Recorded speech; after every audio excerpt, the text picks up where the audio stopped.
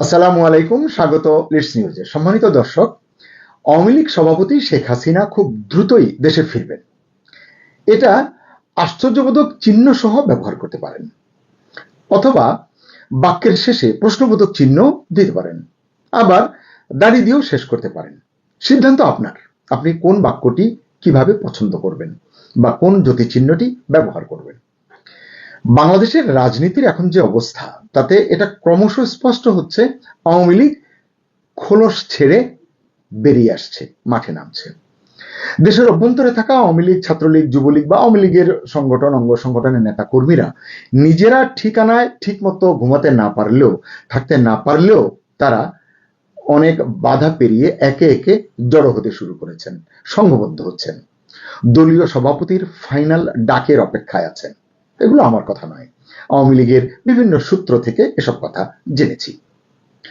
শেখ হাসিনার পুত্র সজীব ওয়াজেদ জয়ের একেবারে সাম্প্রতিক যে সাক্ষাৎকারটি এপিতে দিয়েছেন তিনি, এটি পড়ে আপনাদের কি মনে হয়েছে? আমি যেটুকু পর্যবেক্ষণ দেখলাম বিভিন্ন জনের, তাতে সাক্ষাৎকারটি বিশ্ববাসীর দৃষ্টি আকর্ষণ করেছে। আমাদের দেশে তেমন প্রচার পায়নি, নানান কারণ আছে। বিশ্ব মিডিয়ায় কিন্তু এটি ব্যাপক গুরুত্ব পেয়েছে। এগুলোকে আপনি ধরতে পারেন যে রাজনীতির এই সময়ের সিমটম, মানে রাজনীতি যে খোলা হওয়ার মতো হয়ে উঠছে, এটি তার একটি ইঙ্গিত, এভাবে আপনি ধরতে পারেন। শেখ হাসিনা ইতিমধ্যেই একাধিকবার নিজে স্পষ্ট করেছেন তিনি পদত্যাগ করেননি। কথাগুলো কেন বলছি, পুরো ভিডিওটি শুনলে বুঝতে পারবেন। তিনি বলছেন সাংবিধানিকভাবে তিনি এখনো গণপ্রজাতন্ত্রী বাংলাদেশ সরকারের প্রধানমন্ত্রী। ভারত সরকারের কাছে যে সম্মান, যে প্রটোকল তিনি পাচ্ছেন, তা এই দাবিকেই আসলে সমর্থন করছে। এছাড়া আমাদের দেশের অনেক সংবিধান বিশেষজ্ঞ এই বিষয়ে ইতিবাচক কথা বলেছেন।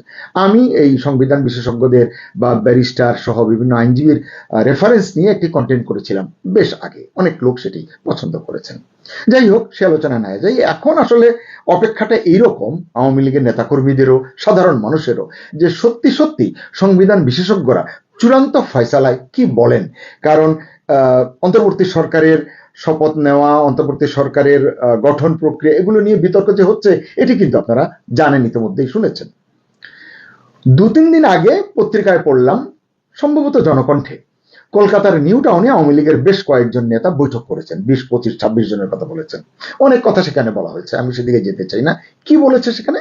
বলা হচ্ছে দেশে ফেরার এবং এই সময়ের রাজনীতির কাঠামো এবং পরিকল্পনা চূড়ান্ত করবার জন্য তারা ওই বৈঠকে বসছেন, এবং এই বৈঠককে বেশ বড় বলে অভিহিত করেছে কয়েকটি সংবাদ মাধ্যম। মানে নেতারা বড় বড়, অনেক অনেক নেতা, কয়েকজন নেতা বৈঠক করেছেন, সেই হিসাবে হয়তো এটি বড়। বলা হচ্ছে এই বৈঠকেই ঠিক হচ্ছে কিভাবে শেখ হাসিনা দেশে ফিরবেন এবং তার দল বাংলাদেশে পুনর্বাসিত হবে বা পুরোপুরি কাজ করতে পারবে। এরকম কিছু যে আসলে চলছে, এটা আবার আমি ধারণা করতে পারি। কিভাবে পারি? সেটা হচ্ছে সরকারের যে একাধিক গোয়েন্দা সংস্থা আছে, তারা বিভিন্ন সময় যে রিপোর্টগুলো দেয়, সেগুলো নিয়ে যখন এখানে সেখানে আলোচনা হয়, টক শোতে, সোশ্যাল মিডিয়াতে, তা থেকে বোঝা যায়। এবং এটা নিয়ে সরকার যে বেচাইন হয়ে যায়, পেরেশান হয়ে যায়, টেনশনে পড়ে যায়, সেসব দেখেও কিন্তু বোঝা যায় যে গোয়েন্দার রিপোর্টে আসলে খুব বেশি সরকারের জন্য ইতিবাচক কিছু লিখেনি। সেটি হয়তো আওয়ামী লীগের পক্ষেই গেছে বা যায়। কলকাতার বৈঠক সূত্র বলেছে শেখ হাসিনা ফেরার সকল আয়োজন প্রায় গুছিয়ে এনেছেন। এটি না বললেও আমরা বুঝি তিনি ফিরতে চাইবেনই, এটি স্বাভাবিক। এদিকে আগামী 13 নভেম্বর শেখ হাসিনার একটি মামলার রায় হওয়ার কথা ট্রাইব্যুনালে, আপনারা জানেন, আইসিটিতে। কি রায় হবে? আমার মনে হয় এটি হওয়া উচিত ছিল, হওয়ার কথা ছিল এখনকার সবচেয়ে বেশি আলোচ্য বিষয়। কিন্তু কেন যেন মনে হয় যে রাষ্ট্রনিযুক্ত যে আইনজীবী শেখ হাসিনার পক্ষের বা এই মামলার আসামিদের পক্ষের যে আইনজীবী, তার ফাঁস হওয়া একটি ভিডিও ক্লিপ আসলে সবকিছুতে পানি ঢেলে দিয়েছে। সবাই এখন কথা বলছেন এই বিচারের মানদণ্ড নিয়ে। এটি কিন্তু বড় প্রশ্নবোধক চিহ্ন হয়ে উঠেছে, এবং প্রায় সকলেই বলছেন ধর্মের কল নাকি বাতাসে নড়তে শুরু করেছে। যাক, এ নিয়ে আর বেশি আলোচনা না করি। আগামী দিনের রাজনীতির চ্যালেঞ্জ মোকাবিলার পথ এবং পরিকল্পনায় যে আলোচ্য বিষয় উঠে এসেছে, যা জানা যাচ্ছে, সেটা হচ্ছে যে আওয়ামী লীগ যেভাবে খেলতে চাইছে, এগোতে চাইছে সামনে, সেটা কি? তারা তাদের দলীয় নেতা কর্মীদের, দেশের মানুষদের জানাতে চাচ্ছে গত 15 মাসে ইউনূস সরকার আসলে কি করেছে, সাধারণ মানুষের জীবন মানকে কোন পর্যায়ে ছিল, কোথায় নামিয়ে এনেছে, ব্যবসা বাণিজ্যে কোথায় কিরকম ধস হয়েছে, বিনিয়োগে কোথায় কোথায় ধস নেমেছে, পুঁজিবাজার কিভাবে ধ্বংস হয়েছে, এরকম অনেক কিছু আছে। এগুলো নিয়ে আসলে আওয়ামী লীগ এখন সোচ্চার হতে চাইছে রাজনীতির মাঠে। মানে বলতে পারেন এটি আসলে এখনকার আওয়ামী লীগের রাজনীতির, আগামী দিনের রাজনীতির ফোকাল পয়েন্ট হতে চলেছে বা হয়েছে। পক্ষান্তরে আওয়ামী লীগ সগৌরবে তুলে ধরতে চায় তাদের শাসনকালে 15.5 বছরের গৌরবগুলো, সাফল্যগুলোর কথা। মানে আওয়ামী লীগ দেশের জন্য কি করেছে, দেশের মানুষের জন্য কি করেছে, অনেক বলবার আছে। তারা যে তথ্য আমি পেয়েছি, বিস্তারিত যাচ্ছি না, শুধু আপনারা ক্যাচওয়ার্ড গুলো শুনে রাখুন। এখানে একটি মজার যোগসূত্র আমি খুঁজে পেয়েছি, সেটি হচ্ছে যে এই যে তারা তাদের ফোকাল পয়েন্ট, তারা তাদের সাফল্যের কথাগুলো বলবেন, দেশের অনেক মানুষই এখন নিজে থেকে এই তুলনাটা করছে। সোশ্যাল মিডিয়ায় আপনি চোখ রাখুন, কান পাতুন, বুঝতে পারবেন। এবং তাদের বক্তব্য থেকে এটি বোঝা যাবে যে আওয়ামী লীগ যা বলতে চায় বা বলতে চাচ্ছে, জনগণই আসলে এখন সে কথাগুলো বলতে শুরু করেছে। এছাড়া ভূ রাজনীতি একটি গুরুত্বপূর্ণ অনুষঙ্গ। মানে গত বছরের পট পরিবর্তনের পর কিছুটা ধরেন ভূ রাজনৈতিক শক্তিগুলোর সঙ্গে হয়তো একটা গ্যাপ হতেও পারে। তো আওয়ামী লীগ এখন সেই গ্যাপটুকু যদি হয়ে থাকে, সেটিকে দ্রুত মেরামত করবার চেষ্টা করছে বা মেরামত করছে। এবং যদি কোনো ভুল বোঝাবুঝি হয়ে থাকে, ওই সৃষ্ট ভুল বোঝাবুঝির অবসান তারা করতে চাইছে বলে আওয়ামী লীগের একজন শীর্ষ নেতা আমাকে জানিয়েছেন, শীর্ষ পর্যায়ের নেতা। এছাড়া আপনারা দেখুন যে জাতিসংঘের ফ্যাক্ট ফাইন্ডিং রিপোর্ট, যেটি নিয়ে তোলপাড়, মিডিয়ায় তোলপাড়, জনমনে তোলপাড়, আমরাও হতবাক হয়েছি, 1400 মানুষ মেরেছে, স্নাইপার রাইফেল ইউজ করেছে, এটা করেছে, ইত্যাদি ইত্যাদি অনেক কিছু। 7.62 মিটার যে আপনার যে গুলির কথা বলা হয়েছে, সবকিছু মিলিয়ে দ্বিধা দ্বন্দ্ব কিন্তু মানুষের মনে ছিল।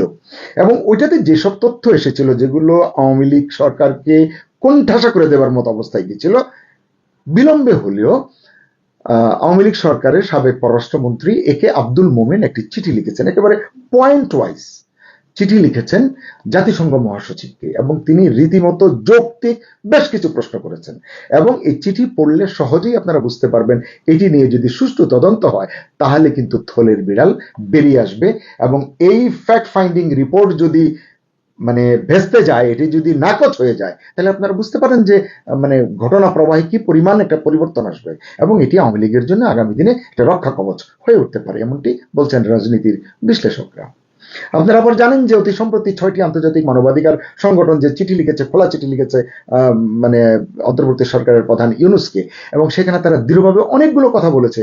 আওয়ামী লীগের উপর নিষেধাজ্ঞা তুলে নিতে বলেছে, নির্বাচনে তাদেরকে রাখতে বলেছে। এই সমস্ত কিছু আমি মনে করি যে আন্তর্জাতিক মহলের তরফ থেকেও ইউনূস সরকারের জন্য এটি বড় ধাক্কা, বিশেষ করে ব্যক্তি ইউনূসের জন্য এটি অনেক বড় ধাক্কা। আপনারা আওয়ামী লীগের মিছিল নিয়ে দেখছেন, অনেকেই কথা বলছেন, আমি দু একটি কথা বলবো। আওয়ামী লীগের মিছিলগুলোতে আসলে মিছিলগুলো সামলাতে পারছে না ইউনূসের পুলিশ বাহিনী, এমনকি সেনাবাহিনীও। একটা ক্লিপে দেখলাম সেনা সদস্যরা দাঁড়িয়ে আছেন, আওয়ামী লীগ মিছিলে গগন বিদারী স্লোগান তুলছে, তারা কিন্তু নির্বিকার, কিছু করেনি। রাজনৈতিক বিশ্লেষকরা বলছেন এটা কেবল শুরুয়াত, অনেক কিছুই নাকি সামনের দিনগুলোতে ঘটতে চলেছে।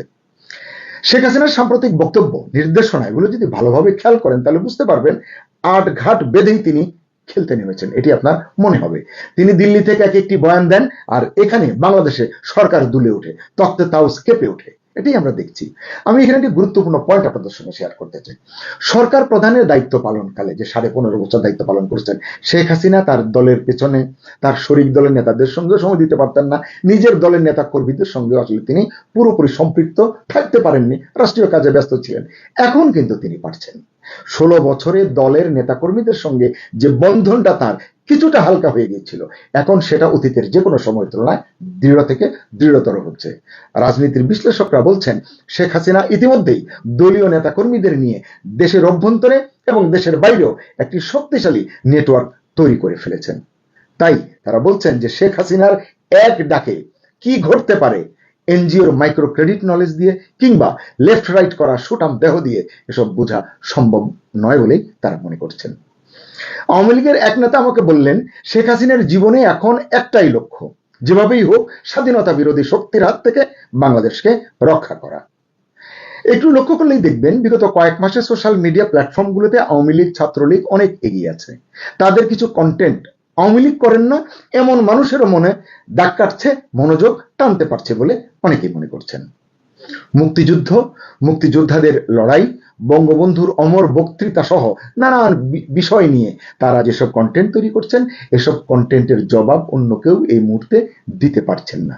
মুক্তিযুদ্ধ এবং বঙ্গবন্ধুকে নিয়ে আবেগটা এখন এত বেশি স্পর্শকাতর হয়ে উঠেছে যে এটি বিশেষ কারণে এর পুরো কৃতিত্ব কিন্তু আমি অন্তর্বর্তী সরকারের প্রধান মোহাম্মদ ইউনূসকে এবং সেনাপ্রধান জেনারেল ওয়াকারকে দিতে চাই। তারা যদি 32 নম্বরকে এভাবে গুড়িয়ে না দিতেন, মানে নীরব না থাকতেন, আওয়ামী লীগ সাধারণ মানুষের সহমর্মিতাটা এত দ্রুত পেত বলে আমি মনে করি না। আমার ধারণা ভুল হতে পারে, এটি আমার বিশ্লেষণ। 32-এর ভাঙা প্রতিটি ইট সুরকি যে এভাবে এত দ্রুত প্রতিবাদের শক্ত হাতিয়ার হয়ে উঠবে তা সরকারের কেউ নিশ্চিতভাবেই আমি জানি তারা ভাবেনি। তারা শুধু দেখেছে, তারা শুধু ভেবেছে এত আয়োজন করে 32 নম্বর ভাঙা হলো, ভেঙে গুড়িয়ে দেওয়া হলো, কেউ মুখ পর্যন্ত খুললো না। অনেকে 75-এর 15ই আগস্টের মানে স্মৃতি পর্যন্ত এর সঙ্গে তুলনা করলো, কিন্তু তারা দেখেনি, তারা পড়তে পারেনি, তারা বুঝতে পারেনি ভেতরে ভেতরে কি চাপা কষ্ট এবং ক্ষোভ সেদিন ছড়িয়ে গেছে দেশব্যাপী। আমার ধারণা সেই ক্ষোভটাকেই কাজে লাগাতে চান বঙ্গবন্ধু কন্যা শেখ হাসিনা। ওই যে সবাই বলেন, আমরা বলি, আপনি বলেন, দেয়ালে পিঠ ঠেকলে মানুষ সামনেই ধাক্কাটা দেয় দ্বিগুণ জোরে। এক্ষেত্রে আওয়ামী লীগ কত জোরে সামনে এগোবার লক্ষ্য নির্ধারণ করেছে তা বলতে পারবো না। আমি শুধু এরকম পরিস্থিতিতে কি হতে পারে তাই আমার ক্ষুদ্র জ্ঞানে বিশ্লেষণ করবার চেষ্টা করতে পারি। এই সময়ের আরেকটি গুরুত্বপূর্ণ কথা বলে আমি শেষ করব, বড় হয়ে যাচ্ছে, এবং এটিকে আমি মনে করি এটি বড় ইন্ডিকেটর। সেটি কি, আওয়ামী লীগের মিছিলে যখন ইউনূস বাহিনী লাঠিসোঁটা, rifle, tear shell, sound grenade নিয়ে হামলা চালায়, মানে এলোপাতাড়ি গ্রেপ্তার করে, তখন আশপাশের জনগণ, রোড সাইডের জনগণ, বাসাবাড়ির জনগণ, দোকানপাটের জনগণ, তারাই আওয়ামী সমর্থকদের লুকানোর জায়গা করে দিচ্ছেন। অত্যন্ত গুরুত্বপূর্ণ বিষয় কিন্তু এটি। কিছুদিন আগে পুলিশের হাত থেকে আওয়ামী সমর্থকদের ছিনিয়ে নেওয়ার ঘটনা তো নিশ্চয়ই আপনারা ভুলে যাননি। যাই হোক, এটি তো তাদের দলীয় কর্মীরা করেছে, কিন্তু এখন সাধারণ মানুষও তাদের শেল্টার দিতে শুরু করেছে। এছাড়া মিছিলের অগ্রভাগে পুলিশি আক্রমণ শুরু হলে ব্যাকআপ টিম এখন কাজ করতে শুরু করেছে, তারা গেরিলা কায়দায় বাকি কাজ সম্পন্ন করছে। এটা রীতিমতো একটা নয়া টেকনিক বাংলাদেশের মানে রাজনীতিতে, রাজপথের মিছিলের রাজনীতিতে। এদের নাম দেওয়া হয়েছে হাসিনা সেনা। বলা হচ্ছে এই হাসিনা সেনারাই সব মেটিকুলাস প্ল্যান ভেস্তে দেবে। মেটিকুলাস প্ল্যান তো আমাদের কাছে অনেক পরিচিত। গত বছর মানে মোহাম্মদ ইউনূস এটি জাতিসংঘে গিয়ে বলেছিলেন একটি অনুষ্ঠানে। তারপর থেকে এটি নিয়েই আসলে রাজনীতি আবর্তিত হচ্ছে, আলোচনা চলছে, বিশ্লেষণ চলছে। এখন শেখ হাসিনা এই মেটিকুলাস প্ল্যান ভেস্তে দেওয়ার পরিকল্পনা নিয়েছেন, এবং কারণ বলা হচ্ছে এটা ইউনূসের মেটিকুলাসলি ডিজাইনড প্ল্যান নয়, এটা হতে যাচ্ছে শেখ হাসিনার মেটিকুলাস প্ল্যান। দেখা যাক কার মেটিকুলাস প্ল্যান শেষ পর্যন্ত কোথায় গিয়ে দাঁড়ায়। সকলকে ধন্যবাদ।